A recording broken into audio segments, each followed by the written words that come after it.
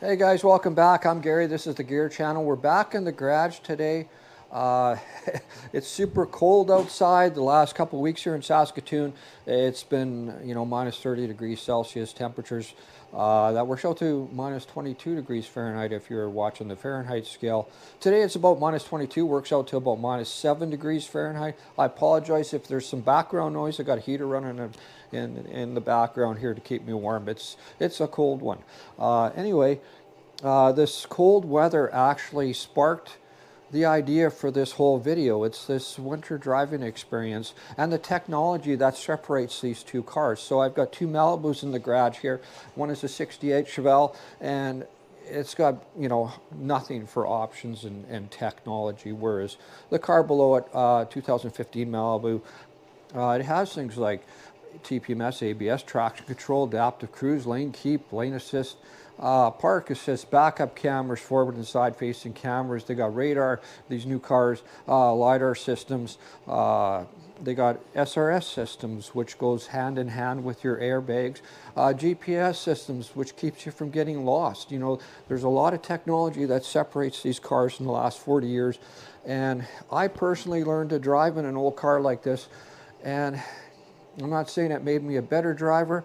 I'm saying that that all the tech in the new cars today makes us very complacent. And any accidents we have today can be, for the most part, faulted to the guy that's relying on the technology to save them every time.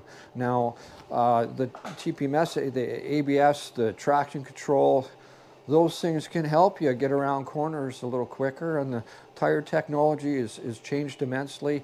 I learned to drive in the winter with a set of bi-ply ground grips. Can't get around with those like you can with the new stuff. And the problem is, I see new people, young drivers, getting into cars like this and learning how to drive, and they're not actually feeling the road like you did in the old cars. You really had to be mindful. You had to really judge your distance when your stops and your cornering and your speed and all those things were. It took you a little longer to get to work or school or whatever it was you're doing in the store, but you had to be really on top of things. There's a lot of driver input required for the old stuff. The new stuff, not so much. All that tech is there to save you. And of course, there's the safety features like the airbags and the SRS systems to keep you, if you do get into a crash, from getting hurt too badly. Since the 70s, the fatality rate, automobile fatality rate, has gone down substantially. However, if we look at some of the statistics, the one vehicle that has the most fatalities in accidents, automobile, it is actually the Tesla. And I'm not picking on electric cars here at all, but it is the one with the most tech in it, if you will. It has the most tech in it, and these are the cars that are very close to fully autonomous. And that's what everybody's working towards today. These new cars, it's all working towards being fully autonomous. You don't feel the road. The car's actually driving you, if you will. If you've ever used lane keep assist, for example, the cameras in the front of the vehicle see the lanes in the road or the lines, and if you wander over one or the other, it will actually turn the steering wheel. It's a terrible feeling when the truck is or vehicle is actually steering for you. You just feel like you have no control whatsoever. Another one is the adaptive cruise, where the front-facing cameras will watch vehicles in front of you, and they actually dead stop in front of you. Your vehicle will come to a dead stop with the cruise control on. So there's a lot of features like that, and people basically, they go to sleep when they drive these things. And it's not just the young drivers trying to learn to drive. It's the older folks like myself, who have been driving for 40 plus years. We also become very complacent, and a lot of the accidents, unfortunately, today are due to the fact that we're either distracted or we've relied solely on all this technology, these cars today.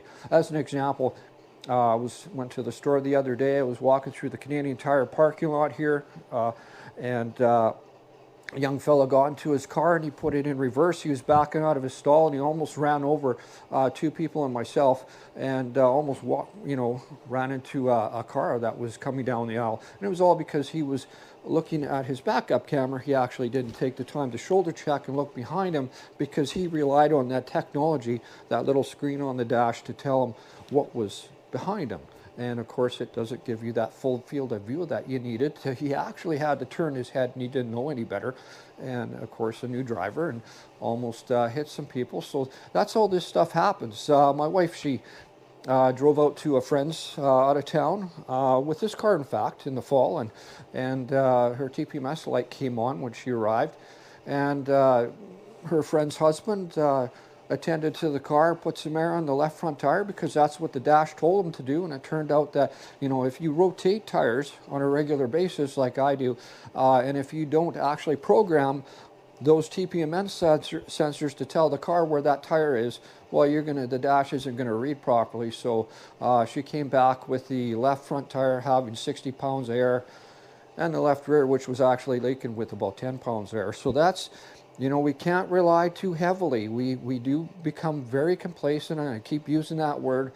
We all do it, and it's all, I had a young fellow last fall actually approach me, and he was really curious about the old cars and how people got around with no traction control and bias-ply tires, and how did they drive in the wintertime. He was very curious about that. He's a fellow that watches the channel, run into him at a lot of events, and he was curious about that. I did my best to explain it to him,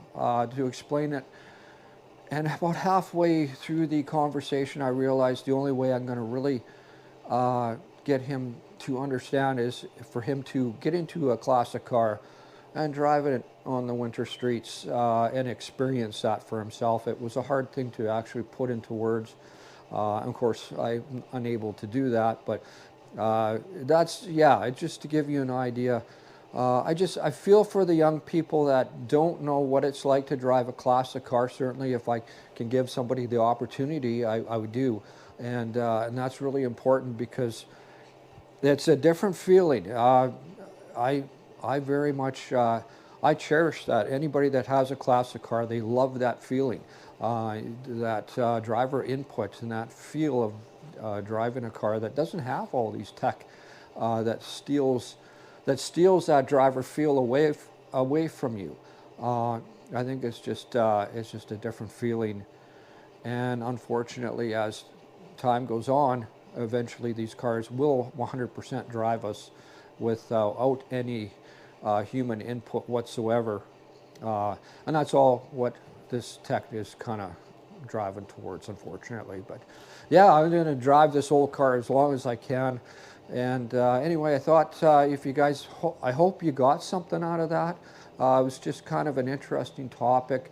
The Tesla, it being, it kind of tells the story. The one with the most tech is the one where we're the most complacent with. So all these high-tech features in your car, if you're letting the car drive you, well, it could be bad for you. It's all I'm saying. So stay safe out there, guys. I appreciate you watching, and we'll see you guys next time.